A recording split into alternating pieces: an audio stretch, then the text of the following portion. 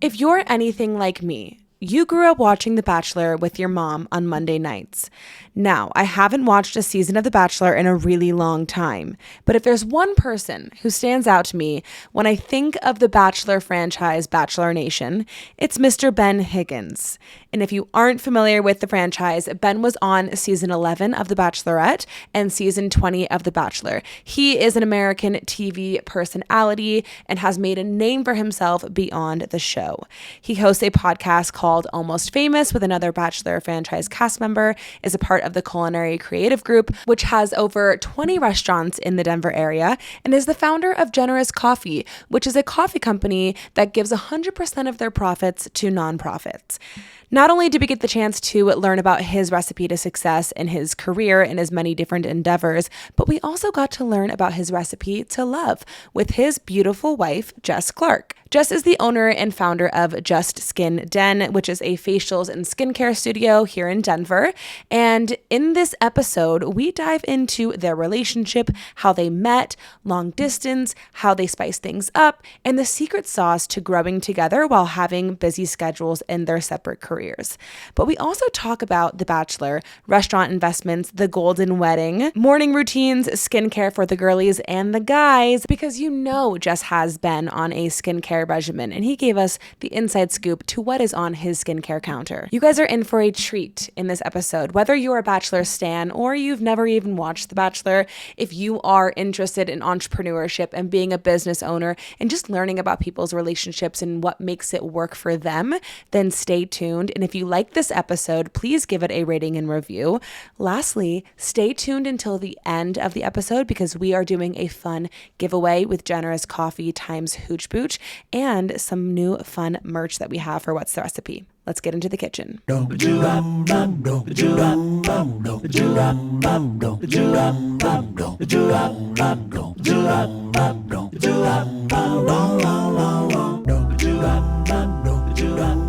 and Jess, thank you guys so much for coming on What's the Recipe podcast. We're so excited to sit down with you guys and get to know you better.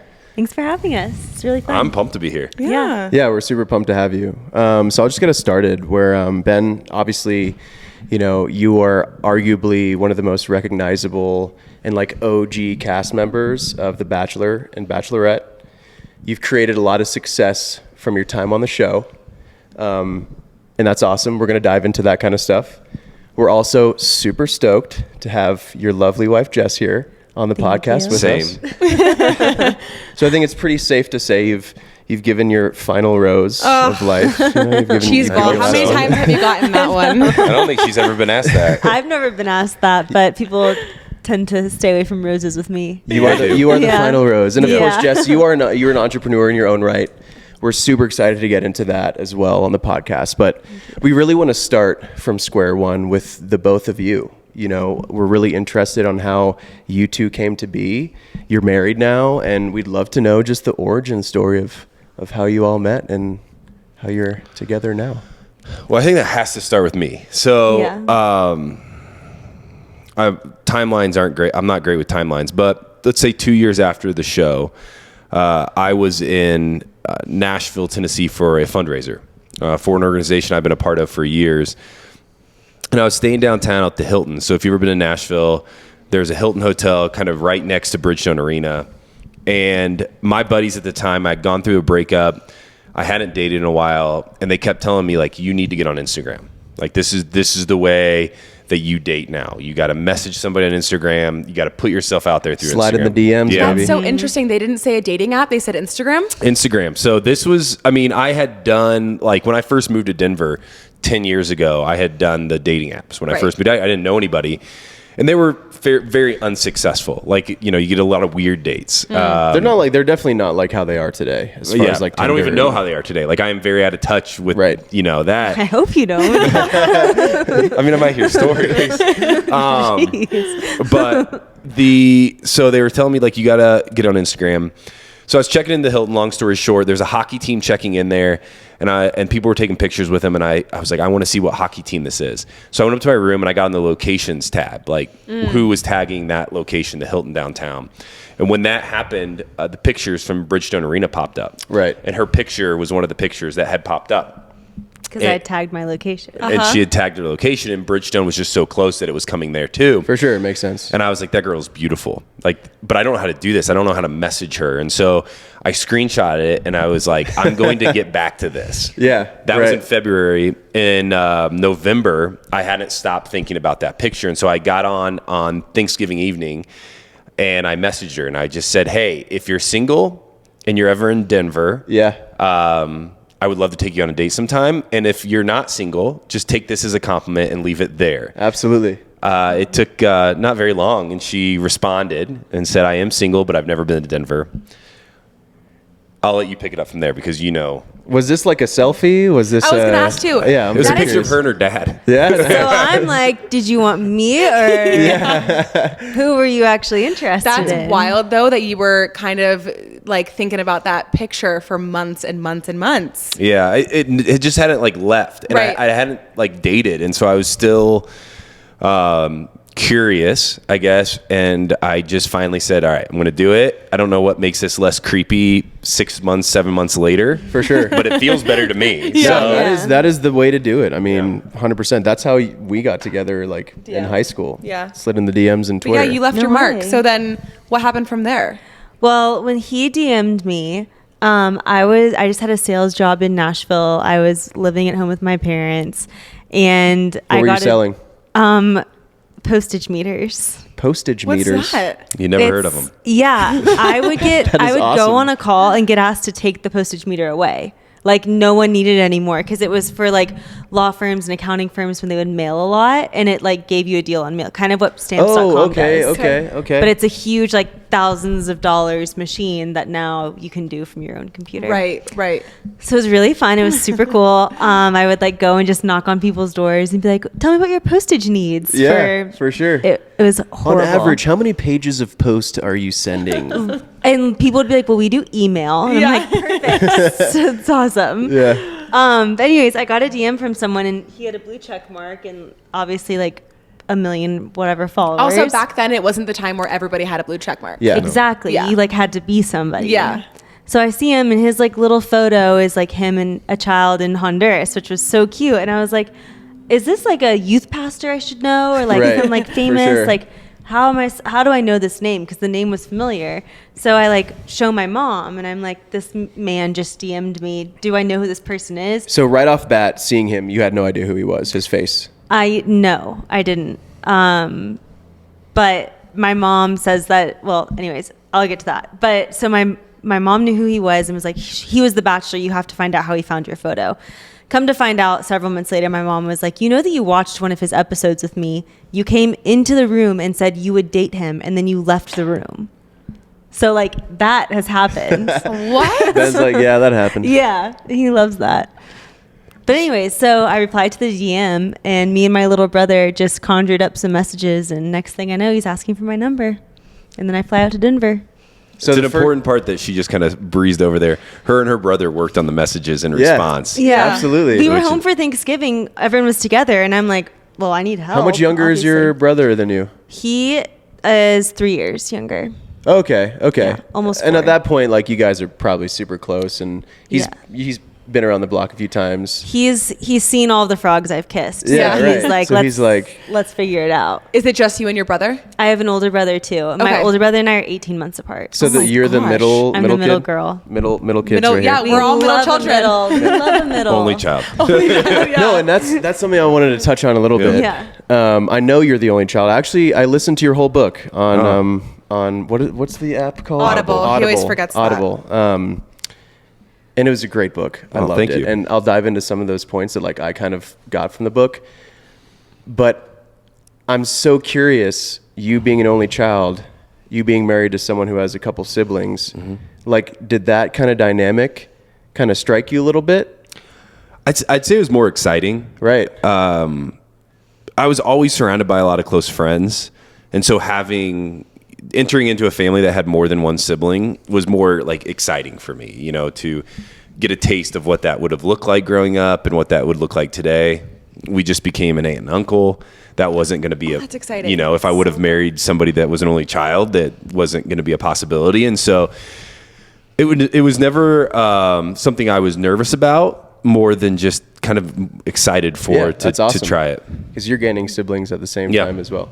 And they're great. And really from the start, they've been very welcoming. I've never felt like the pushback or the protection. It was always a very like welcoming environment. Right. For better or worse, they treat him like a brother. So That's great. My little brother treats him like he is a little brother. Like he picks on you and just y'all give each other a hard time. Yeah, I have no leverage. That's how it should be. Yeah. So explain that trip, right? Well, first of all, how do you even justify like, Right. okay, he slides into your DM, but he's not in the same state as you.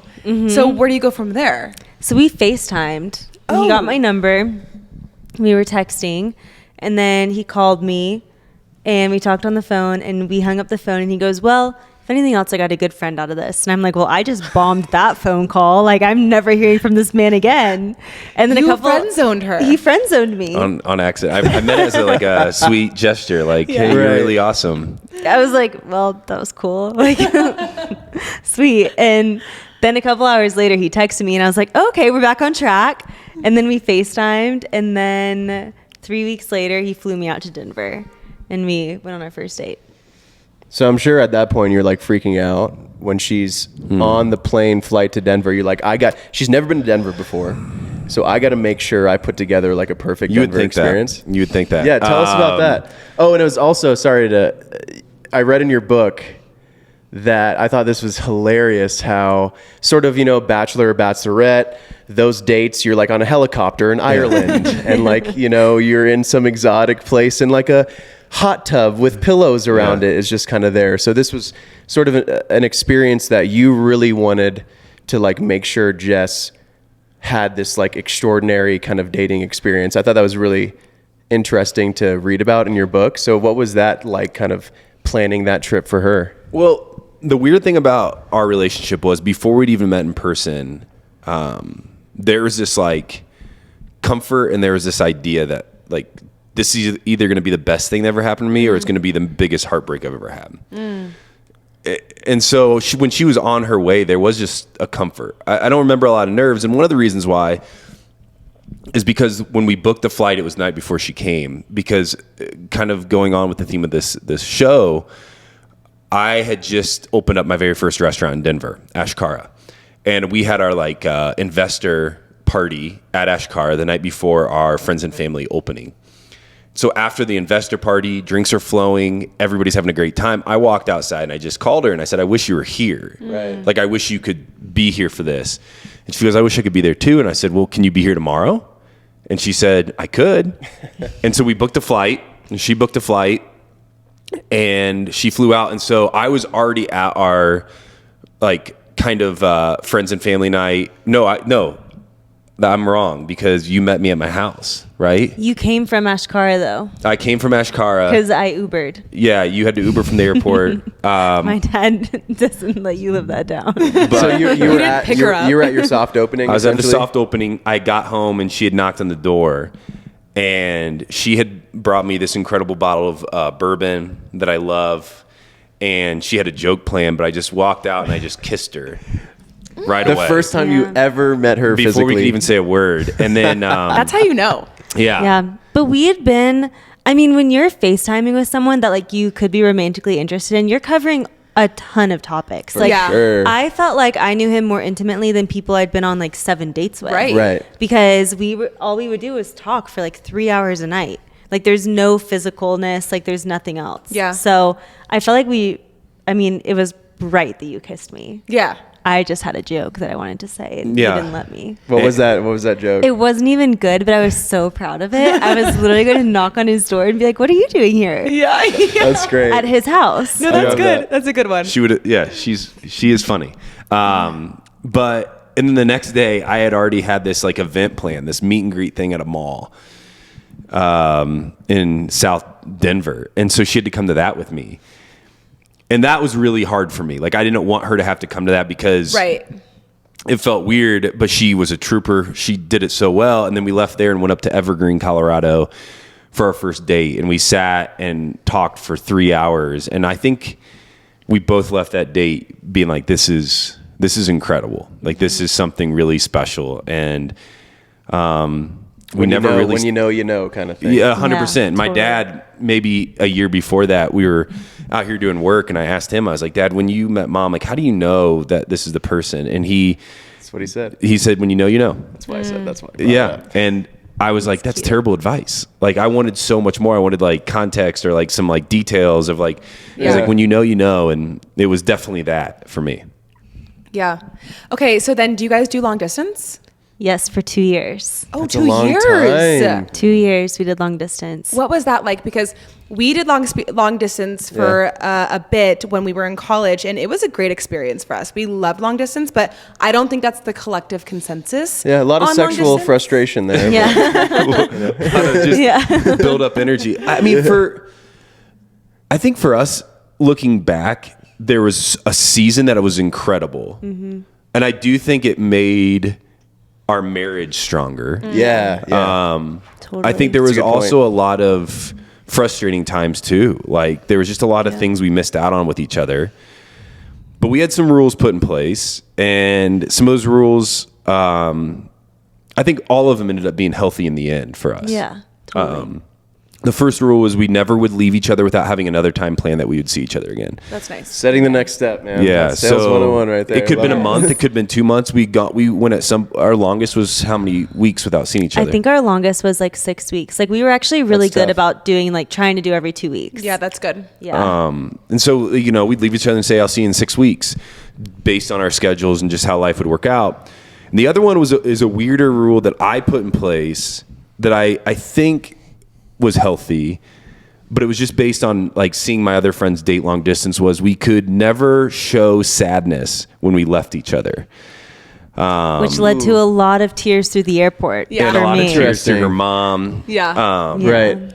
But the point of that was being like, I'd seen my friends do long distance and those relationships not work out because it was, a day left and they're just talking about, I have to leave tomorrow. I'm so sad to leave you. I'm so sad. And it felt like the whole relationship was like kind of like hovering with this like heaviness and the sadness all the time. Right.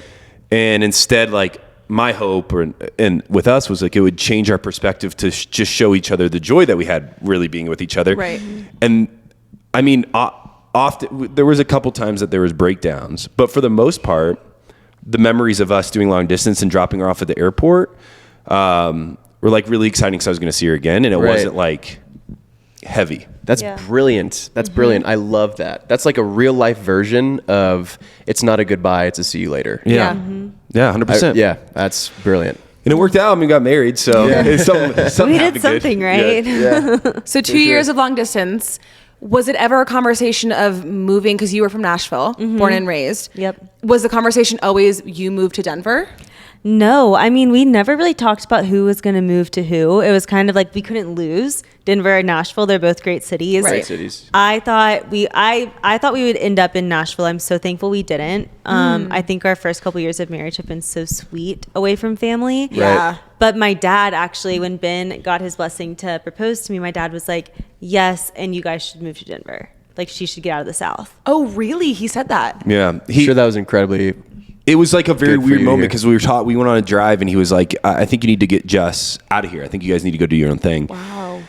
And I think he would today not take it back. I think he was right in his wisdom then, but now, 2 years in the marriage, I think he's like excited for us to come back. And I think Jess is right. Like being away from everybody has allowed us to get a lot closer together, depend on each other more. But it was a little shocking. Like I didn't expect it because that was one of the things kind of heavy on my heart was like, at the time I had a lot of like roots here in Denver Yeah. that I couldn't necessarily leave. Yeah. So I was like, what are we going to do with this? And it made it very easy to just say, yeah, let's try this out. Let's come out here and then we'll reevaluate after a period of time. And I am thankful we have because it really has made us strong. Yeah. Was that hard for you to leave Nashville? Like, were you also shocked that your dad said that? I was shocked my dad said that. I don't think he realized like we actually were not going to live in Nashville. Like, Yeah. Right. Because I moved out here and a month later he was like, so when are you coming back? I was like, well, I live in Denver now. Right. So Yeah.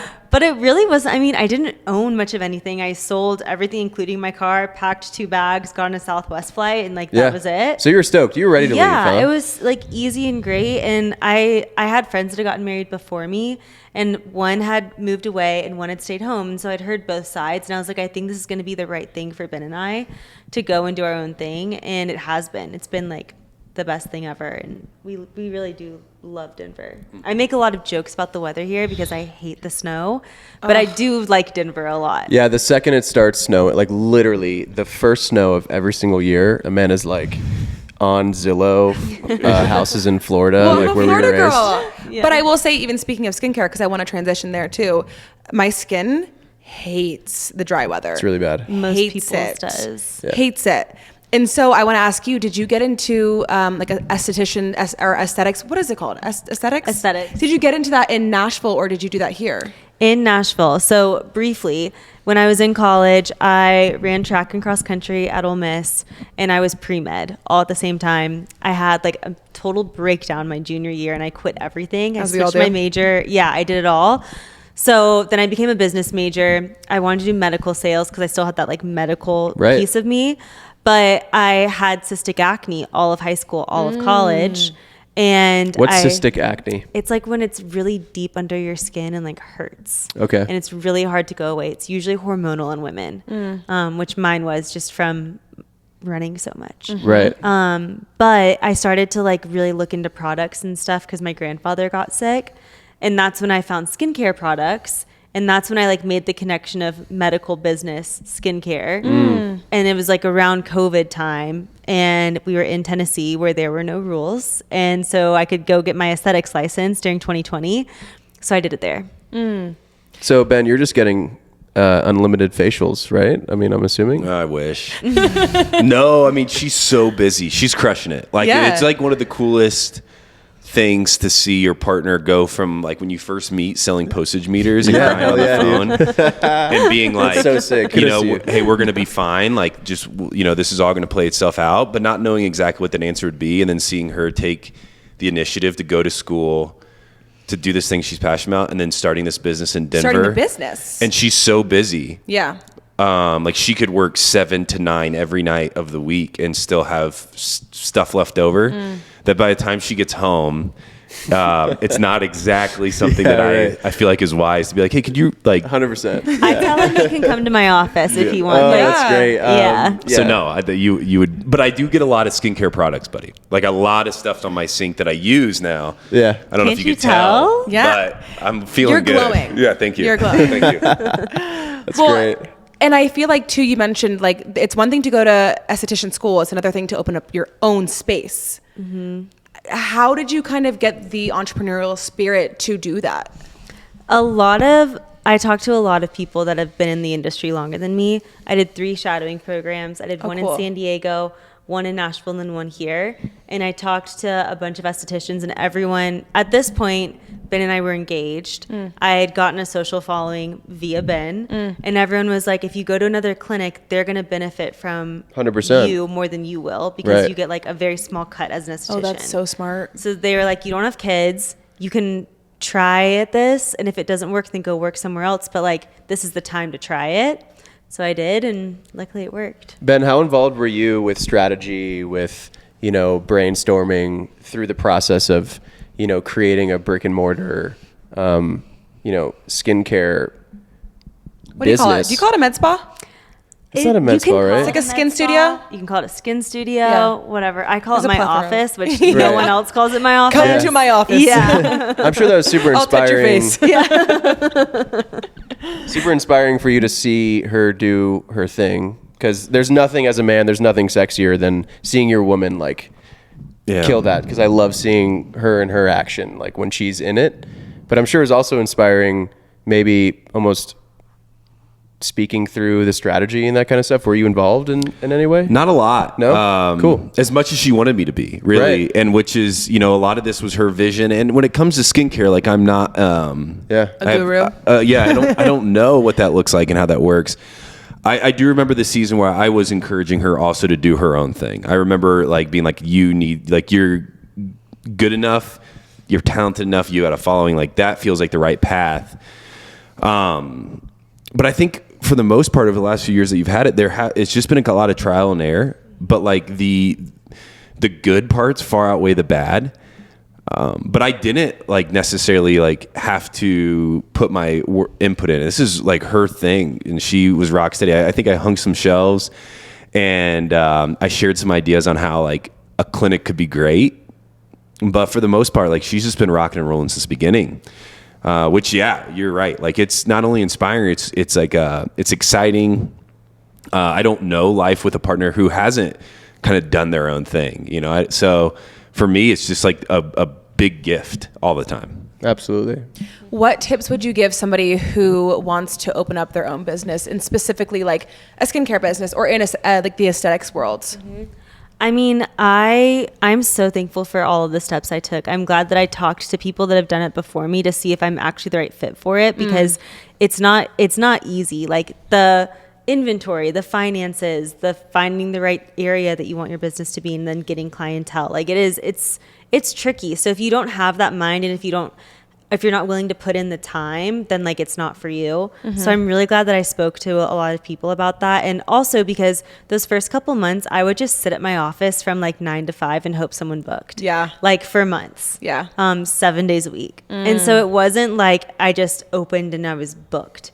And I have a following. So, you know, you have to grind a little bit. Mm-hmm. And I'm glad I had that expectation. And then the other thing I would say is like take a risk. Like it's not going to be comfortable, and it's going to be really scary, but it's worth it. The risk is worth it if you can do it. What's a skincare tip you can share with women who want to, and men, or maybe Ben can like offer the men tip because he has all the skincare on his counter. Yeah. But like maybe something tangible that they can do to prevent aging, or just like something super easy for people to start with. So there are two things. First, wash your face if you do nothing else, because the dirt and pollution and like all of the things throughout your day that are on your face will oxidize, and that's how you get clogged pores, like even blackheads on your nose. So thoroughly washing your face. Twice a day? Twice a day. Okay. I'm a believer in twice a day. Okay. I know in Denver, a lot of people don't want to wash in the morning because they're so dry, but at least do like a water something. Right. And then the other one outside of sunscreen is, I think Ben can guess this one. Yeah, dry skin is aging skin. Yes. Then help me out. He has learned. He's learned. He knows. And so like on my counter, you'll give the professional terms for it, but I got like a really like light liquid. I got a couple lotions, and so I go thinnest to heaviest at the end and go to bed. Or sometimes if I shower at like, you know, noon after a workout, I'll throw that stuff on for the rest of the day and just feel fantastic. Okay, serums. Are you doing serum, then your moisturizer? Like, what's the step? So say you have your face wash, then it's a serum, and then it's a moisturizer? Yeah, so Ben's right. It's always thin to thick. Okay. Because you have to think about it kind of like icing a cake. Like for it to like, if you want it to get through, or if like you want to have it on the end, like it's got to be the thick part at the end. Because if you put your moisturizer on first and then a serum, the serum's going to sit on top of the moisturizer. That's smart. So that you want sense. for it to all like get in. I have a question going back to like the business of it all. You said you were a business major in college? Yes. I feel like I always say this. I kick myself for not taking a single business class. Do you think it helped prepare you for being a business owner? No. Okay. I think it would have helped me if I was working in a corporate setting. Okay. Because I understand the ins and outs of a business. Like, I know the people that are involved and what all the acronyms mean and that kind of thing. But I didn't know like how to start anything. And even like my hardest class ever was business law, because the professor just like wanted for it to be hard. Like it's not like I learned business law. Yeah. So I think I learned most of it hands on. But I'm glad that I went to college and got the knowledge. Yeah. Because I did feel more equipped than a lot of people that were in school with me. Yeah. Because it was a esthetician school is a lot of people out of high school, and I felt like more ready to start a business than them. Yeah, that makes sense. And when she was kind of starting this business, what were you up to in your day to day? Outside, were you involved with Generous? Were you involved with? I know you've been involved with your podcast probably before you two got together. what about your restaurant investments and like putting together Ashkara? What time frame is that? Were you? Yeah. So when we first met, so the podcast has been around for 8 years now. Yeah. So we're in our 8th year of Almost Famous. And That's insane, by the way. 8 years? 8 years is pretty crazy. You guys must have long been like one time. of the first people who were doing podcasts. When we first started doing it, we used to call it, remember, we're backed by iHeart. And Yeah. so a massive media company. And when we first started Almost Famous, we would call each other on the phone and three-way in our producer, and we would have a conversation via phone, and they would record it. That was how we started That 8 is years ago. unbelievable. Which is just wild. And when we first met, I was flying back and forth between LA and here every week to record. But now, after COVID, it was a gift because they gave me all the stuff to do in my house, which is so much easier. So I had that, and then Generous Coffee had started in 2017, and so that was already existing. At that time, we had a coffee shop in Golden, Colorado. We were roasting out of Indiana. So during that period of her life, I was switching from like roasting by a third party to actually building our own roaster, bringing a team to do that. That's in Indiana. And that's in Indiana, where I'm from. And then the restaurants had just started, really. I mean, as we talked about, when we first met was our first like really restaurant, and now we're up over 20 restaurants. And so That you're an investor in? yeah, so it started with one. Like you're a part of the Highland Tap original. and Burger here in Denver was our very first. Then went to Bardot, the Italian restaurant. The third was Ashkara, but it was the first one I was a part of. Love Ashkara. Thank you. It is so good. We've had it's different. We've had too. incredible Yep. meals there. It was the first time I ever had. It was when we got married at the courthouse. Okay. Because we planned a wedding, but then we got unexpectedly pregnant with our second, and I would have been like 8 months pregnant at the wedding. I was Yeah. like, I'm not walking down the damn aisle with a huge belly. Like, Yeah. I'm not doing that. So we got married at the courthouse, and we went that night that we got married to Ashkara. No way. Yeah. No way. Oh, that's amazing. Yeah. Yeah, it was the first time I ever had a lion's mane mushroom. Yeah. That appetizer was unbelievable. It comes and goes quite a bit. Yeah, And I've been obsessed with lion's mane. I've never seen it on a restaurant menu ever in my life. Yeah. So I knew of the mushroom and I saw it. And I was like, I have to. And that's one of the fun parts about Ashkara is, they really mix up the ingredients. The chef there is incredible, and it is Mediterranean, but there's a lot of fusion in it. There's a lot sure. of creativity in the dishes. Absolutely. And so that was the third, but it was the first one I had participated in. So that was the restaurant group's number 3 location. Yeah. And now there's 20 restaurants, and now instead of like investing into one restaurant individually, we're all a consortium, a conglomerate Yeah. of all of us now together, because we grew so fast that it was impossible to continue to individually raise for each and keep the books for all those. And so, so that was going on. At that point in our life, I was, just coming off of being single, Right. and just kind of like nose to the grindstone, get myself involved in as many things as possible. And so over the last like 3 years, then it's been pulling back some of those things and finding ways to be involved, but not as up close. Yeah, So that there's more space and time. for sure. And so, at some point I was just able to kind of watch. And Generous is always going to be what takes up most of my time. It's what I sit at my desk and do all day. But I was also just a big fan kind of during that period. And I'm curious. I want to kind of sit on this whole restaurant investment group for a second. Why food? Why hospitality industry? Yeah. What brought you to that? So this is pre-bachelor, first off. So I moved out. This was pre-bachelor. My first go at this with Ashkara was really like the first time they'd mentioned a restaurant deal to me was Bardot, and I had to pass on it. And I'll tell you why. So I was out of college. I moved to Peru to teach English because I didn't get a job offer. So my buddy and I packed our bags, moved down to Peru, taught English for a bit. Came back to the States and was living in Warsaw, Indiana, and working in an after-school program. And so I was just kind of like not a volunteer. I was getting paid, but it wasn't enough. So I was living at home, and my boss at the time was like, "You need to get out of Warsaw, Indiana, because if you stay here too long, it's a vacuum. You'll never leave."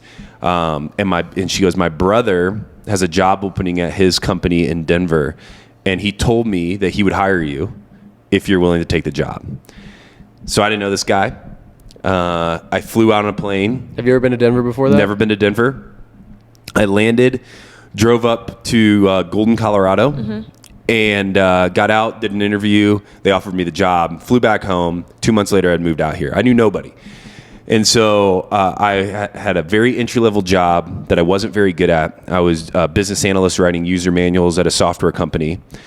And I wasn't great at sitting at a desk all day, not talking to anybody and testing scripts. And the only place that I could be around people was at Highland Tap and Burger right here. And so I go there every night and, have dinner and sit at the bar and, your regulars come in. And 100%. Finally, the owner of it came up to me one day. He goes, "Hey, I want to start a second restaurant. And I want to do the raise with friends and family, people I trust." First people you should go to. Yeah. And he goes, "Do you want to get involved?" And I was like, "I'd love to." My parents had always been in restaurant world. I grew up in food service. I had this like really romantic idea of what a restaurant could look like and what Absolutely. It would be like to be a part of it. And I said, "I can't though. I don't have any money." Like I had not a dime. And he said, "Okay." He goes, "On our next restaurant, would you be willing to invest?" And I said, "I would. Let me save the money, do it." And so that's why I got involved in Ashkara a few years later, post-bachelor. So timing kind of worked out where I found myself absolutely kind of making more money than I definitely was before. And so that's when I got involved in that. But it was really the idea that I don't have any friends in Denver. And in my mind, I was like, this is a way for me to connect. Yes. Like this might just be an opportunity for me to have something that I'm proud of out here because right now I don't know what I'm doing. Yeah. I want to ask both of you guys this question, but the question of how do you define success? Because I think so many people define success through money. It's just success equals $. And I mean, even Ben, for you, like Generous, 100% of the profits go to nonprofits, right? Yeah. I don't make a dime on it. Yeah. So for both of you guys, and you can answer separately, how do you define success? Because it sounds like there's a lot of passion that's involved. Mm-hmm. Well, I think it's changed a lot over the years. Generous started as a solution to a problem that I was seeing when it came to nonprofits being able to sustainably fundraise for themselves. I thought if we build a business, a for-profit business that was large enough and we got the right people behind it, people that maybe had other ways of making income or maybe people who have made enough money and enough wealth in their past to be able to work for free, then we could give 100% of the profits to nonprofits and be that source of sustainable fundraising for them. For me, when it started, I was still working in software. So this was an idea that I was like, okay, I'll work in software and then spend my nights working on Generous and my weekends working on Generous and try to get this thing off the ground. And I think as I've worked at Generous and I haven't made money on it, I will never make money on it. It's in the bylaws. I think for me, success there is just that I'm a part of human story that matters, that I will one day be able to sit on my lazy boy with my grandkids and tell them, this is a story that I have in my 30s and my 20s. And I think for me, maybe not leaving a legacy because I think I used to think it was leaving a good legacy, but quite honestly, in 100 years after I pass, nobody's going to remember me at all anyways. Unless The Bachelor is still happening. Unless The Bachelor You'll is be still on that roster. And you'll be in memory of. In memory of me.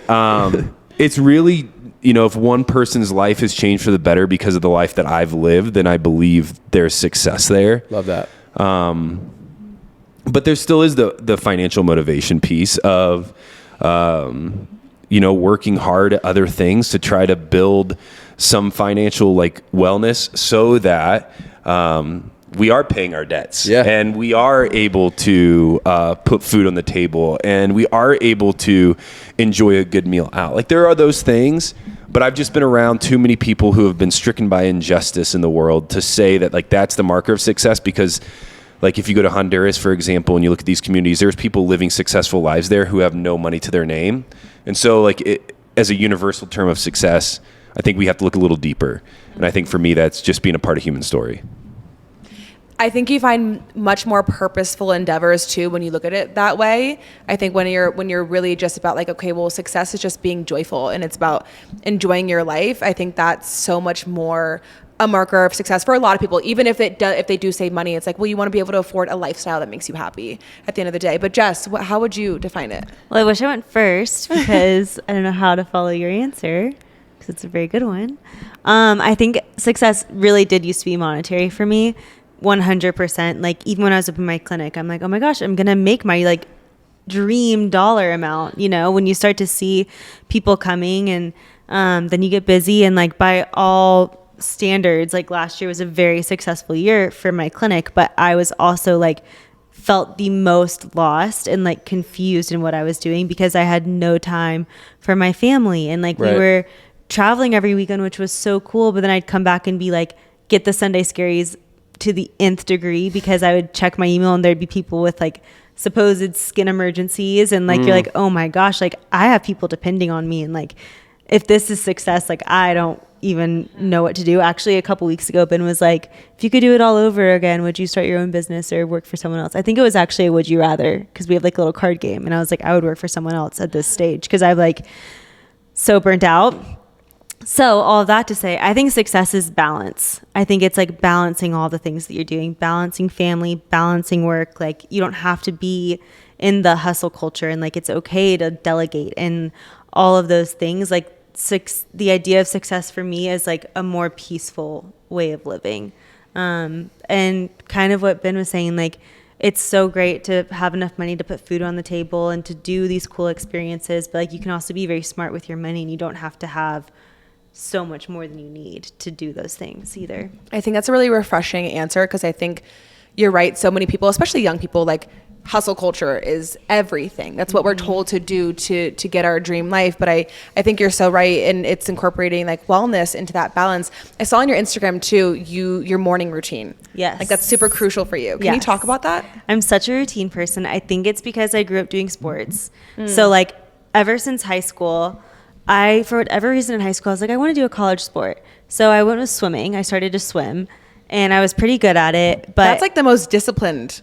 Yes, I'm not coordinated. So like I had to find something that like I could work really hard and get really good at it, but I did like there was no catching a ball. I couldn't get injured. And so I did swimming, and then my sophomore year of high school, my dad was at a race with me and he was like, you're really good, but I know you want to do this in college. And to be honest, the girl that beat you is 1.5 feet taller than you. I was going to say. Yeah. So he was like, maybe you should like pivot. And How'd you take that advice from your dad? My dad really like pushes and refine. Like he's just like very good at saying it gently. Like he didn't say it just like that. So I was like, okay, let's like figure this out, because it's still my dream to do a college sport. And lung capacity in swimming is really great for long distance running. So I did that, and my first season of cross country was really, really good. And I got picked up by a year-round coach and started to do that. So ever since high school, I just have been regimented. Like it's just been the way it is. Like I will wake up and go to practice and go to school, go to another practice, do homework, go to bed. Like that's my routine, and like I like it. Like Saturday morning after a party, I'm up going for a run. Like all of high school, all of college. So I don't know. On Saturdays and Sundays will be like slow days, and I love those mornings. Yeah. But when I have things to do, like the only way for me to be productive is to start that way. So I'm actually just like, I don't even know a good word for it. A little anal about it, I guess. Yeah. Would you say the same way? Done. Would you say you're the same way? Are you like waking up when you wake up, like because you're tired? Goodness, I'm not like this. She is. She's just like, she's really regimented. She's very disciplined, I think would be the way that I would say it, in like all aspects of life. She's disciplined. I have very little discipline in my life. What's your zodiac sign, I'm working on it. I'm working on it. Gemini. Okay. At 34, I feel like I've given myself permission to be less disciplined. I hear you. Amen to that. But she is. There again, it's inspiring in a lot of levels, and it's confusing at some too sometimes because it is. It's 4:45 out of bed. 4:45. Workout, read, pray, spend time in silence, and then go to work. And for me, I'm like, goodness gracious, like that's unbelievable. Truly. Yeah. If I make it to the gym in time, I'm thrilled. I'm a lot of fun though, I promise. She's a lot of fun. She is. No, it's just it's just the way I'm wired. It's how I get through it. Yeah, I mean, look, I respect it. Gotta do what you gotta do. Well, I have a question there too, just about your relationship, because obviously you guys are happily married now. How long have you been married? Over 2 years. Yeah. 2 years, 4 months, almost. How many hours? Seconds.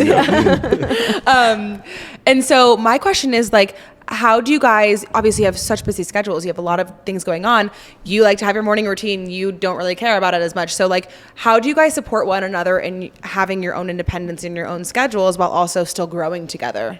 I think that's where dating long distance like comes in handy, because we're used to that being our relationship. Like when we're together for multiple weeks at a time, we'll look up one day and be like, this is crazy, isn't it? Like we've done a lot together. So I think that's one of the things. Yeah, and I think too, it's in this, like, you know, I think for us, it's going to change when kids come into play and when there's new responsibilities added into it. But for right now, we are able to run in our separate lanes, like very well. And I guess I see it as my responsibility or my job to like allow that space to be as free for her as possible. Like right. There's very little reason, as long as we both feel like we're healthy, to add on a burden or to add on a commitment or to try to like put a roadblock in what she's doing, not only professionally but personally. You know, she's learning how to become a wife, I'm learning how to become a husband, she's learning what it's like to live in Denver, you know, she's running a business, and so right now, like, it's very healthy to run these lanes. And I think it's maybe if there had been like warning signs, we would have stopped that. But at this point, it's like, no, we're both building this thing and becoming our own individual selves, and we're still able to come back together in a healthy way. And so for me, I think for us in our like individual relationship, it's been trying to relieve as many things as possible so that these lanes can be as free to run down as possible. Right. So with these sort of lanes that both of you two are kind of driving in, all the noise, how do you guys merge the lanes when it comes to just your marriage, your relationship? How are you guys spicing things up when life is so busy, when it's just like creating time for, you know, Jess and Ben being married and having this connection as a couple? What do you guys do? You know, I think there are a few things that we do consistently. We have dinner together. Who's cooking? Both of us. Nice. He cooks more and he's better though. He's the same way. Culinary school, but yeah, same way. That's hard to beat a guy that's being yeah. Well, I mean, I'm like 2 classes in. Yeah. He also that's won't my let happy, me cook. It's my happy place. It is. It's my happy place too. I enjoy it. It's fun for me. So we always have dinner together. Nice. We ask ourselves the question, "What's your highlight and low light of the day?" Because early on, we're asking each other, "How was your day?" And if it was a bad day, it was like, I don't want to revisit that. Like, it doesn't feel healthy to bring back into my life. And so it's just highlight, low light. And then if there's anything in between, we can talk about it. But and then date nights are really important for us. Date nights, I don't remember in our relationship ever having a date night that we haven't like been like really thankful for leaving. We love going out to eat. Obviously, the restaurant world, there's so many restaurants now that in the group that we haven't even eaten at all of them. That, and then one thing that I think is unique to us is I am gone a lot. Like last year I had 130 flights. So I was gone a lot. She doesn't travel as much, but we're apart all the time. And so when we come back together, I know a lot of couples say this is very unhealthy. It's us like laying in bed and watching a show together. Like best. Being home together is like, it's a recentering for us. It's what some couples maybe do too much of, but for us, we aren't together enough where we can be sharing, a story on a television together and just being present or just being close to each other. I think that's one of the ways we do it too. And it's one of the ways that like when I'm traveling, it's one of the things I look forward to the most is being like, tonight I get to lay in a bed with my wife and our dog and watch a show and I'm home. And it's like, for me, there's just like an enormous amount of gratitude towards that. Mm-hmm. Yeah. Cause he's gone so much, spicing it up a lot is like just normalcy for us. Yeah. Like we're so lucky to be able to do all these things, but like the normal days are what always stand out to us is like, that was a great day. So I want to go back before we get more into relationship things, because I feel like we talked about Generous, we talked about the podcast, we talked about Ashkara, we skipped over the Bachelor of it all. Mm-hmm. I want to talk about, with the Bachelor, I feel like there are so many people who come and go from the franchise. You made a name for yourself from that. Mm-hmm. Was that something that just kind of happened, or was that like strategy? Talk about that. Well, I think a lot of it was just good timing. Yeah. The show was on the down. Was it? It was on the down at the time. They were trying to figure out their thing. They had tried an Iowa farmer who got better ratings and brought some people in, and then they just found this Midwest guy. And most of the Bachelor franchise is from, demographic is the Midwest. Yeah. And they found a Midwesterner who was, trying to figure life out. And I was young. I was 25 when it started. And so, I think a lot of it was just really good timing. There was not much more else to it. And then I think the second piece of that was there was a relatability. A moment that for me felt daunting and somewhat confusing was admitting that, hey, I lived most of my life feeling like an outsider. That I felt like I was the kid at the party looking through the window and everybody else was inside invited and I was on the outside looking in. And I shared that on national television. And I do think that was kind of a tipping point for me and people's curiosity maybe towards it, because after writing the book that you mentioned, what I found out is everybody at some point has felt that way. And I didn't know that at the time. I thought I was living in a very isolated, insecurity or a very isolated world. I thought I was very weird. I thought I just didn't know. And so once I spoke out on it, then the response was pretty heavy.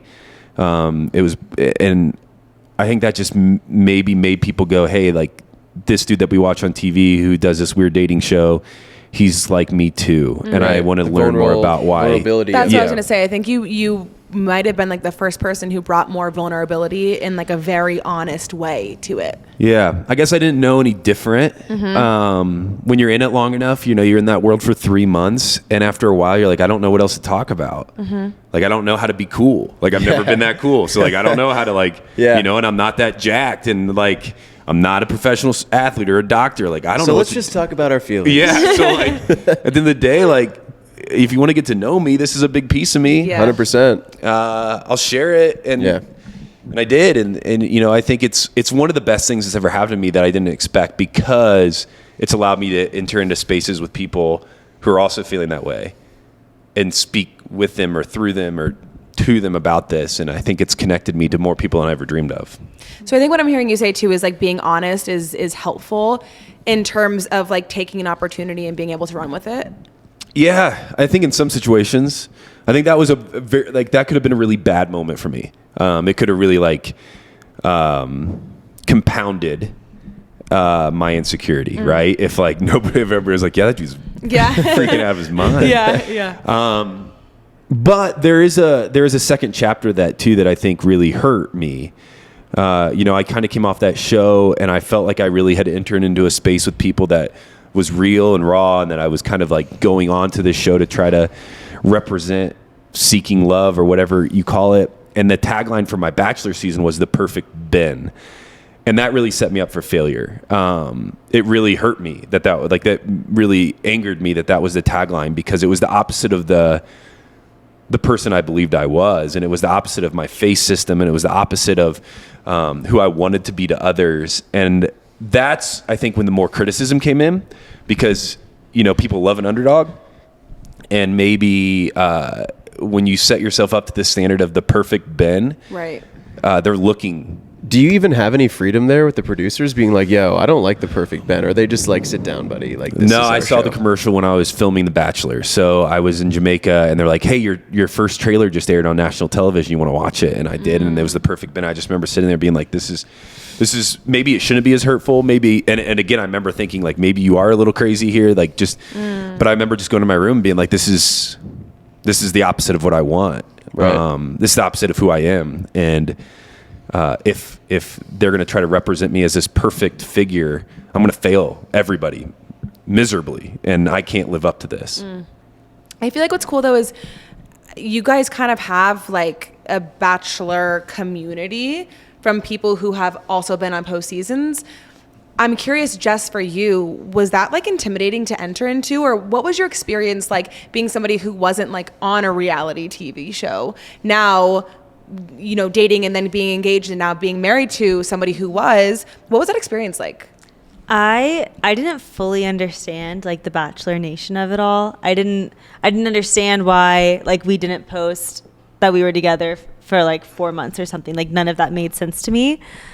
And as soon as I like understood it and I was introduced to it, I was like, oh, this is like a wild thing. And the more questions I asked, the more I was like, this is honestly so crazy that you did this and people love you and recognize you like still to this day. It's bonkers, but it's kind of like when we go to Bachelor stuff, it's almost like going to hang out with my college friends. Like they're just his friends. They've like welcomed me in with the warmest like arms, and they are so kind, and it's so fun.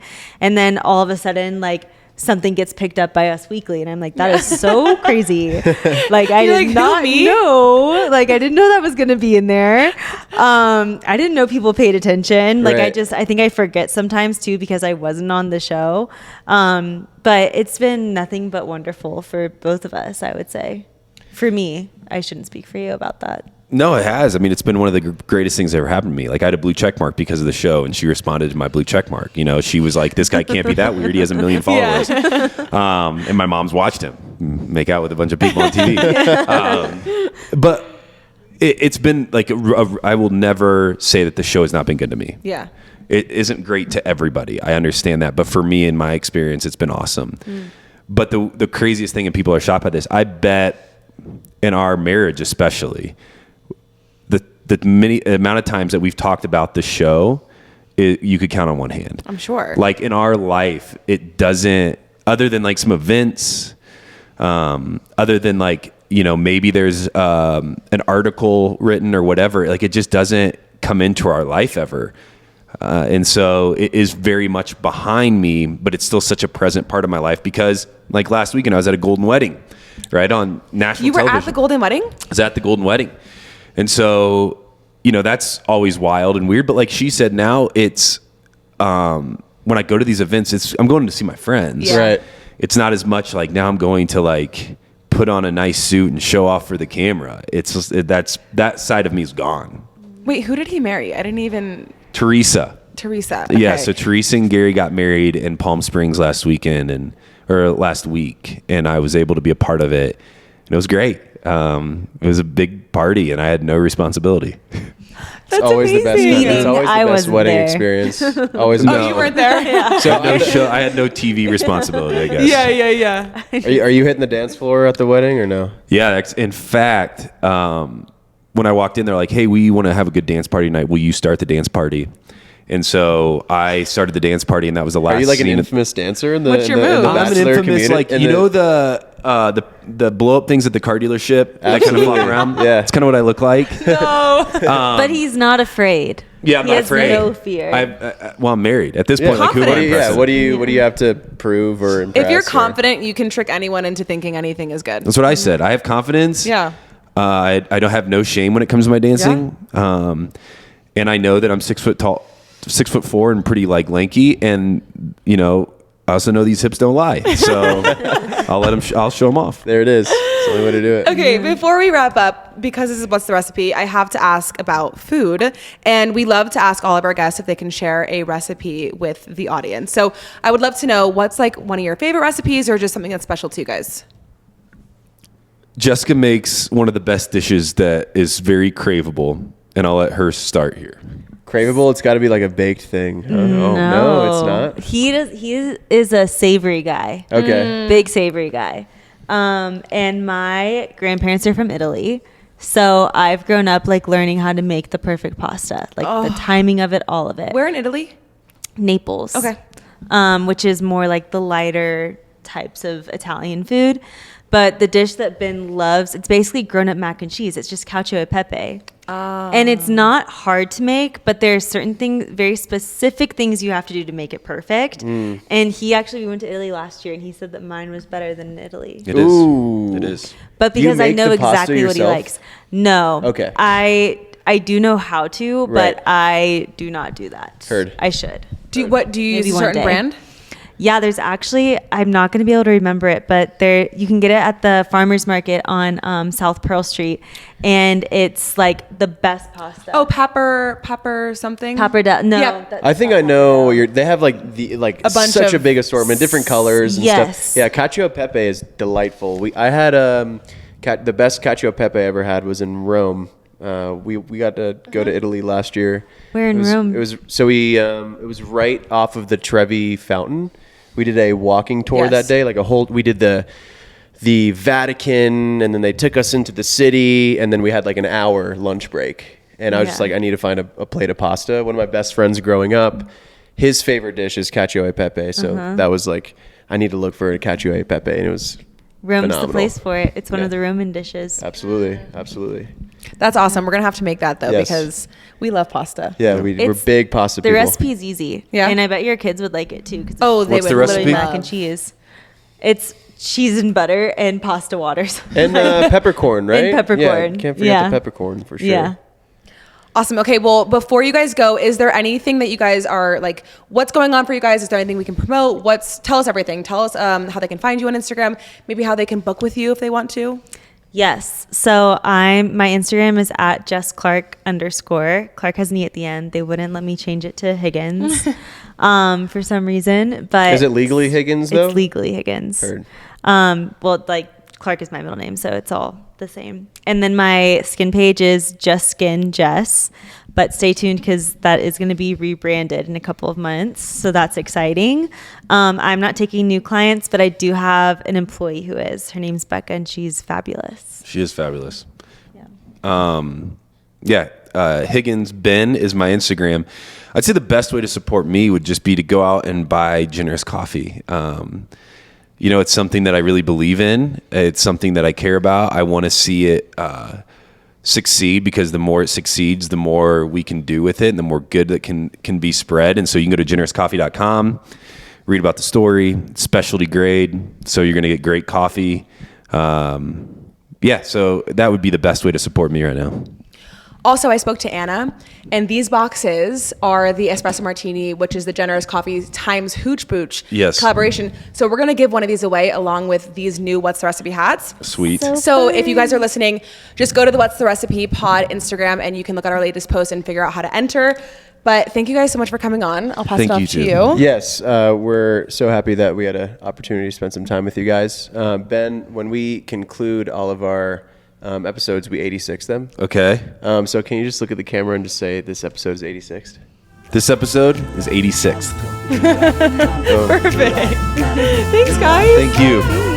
Those hats are for you guys. Before I let you go, if you want to enter the giveaway to win the newest, latest, and greatest What's the Recipe Pod Diner logo hat and the Generous Coffee times Hooch Booch collaboration on Espresso Martini bundle, which comes included with 2 martini glasses, a 4-pack of Espresso Martini Hooch Booch, and Generous Coffee beans, then all you have to do is go to my latest Instagram post on What's the Recipe Pod and follow the instructions there. Again, you have to be 21 and older to participate, but all you have to do is go to What's the Recipe Pod on Instagram, go to the latest post, and figure out how to enter through there.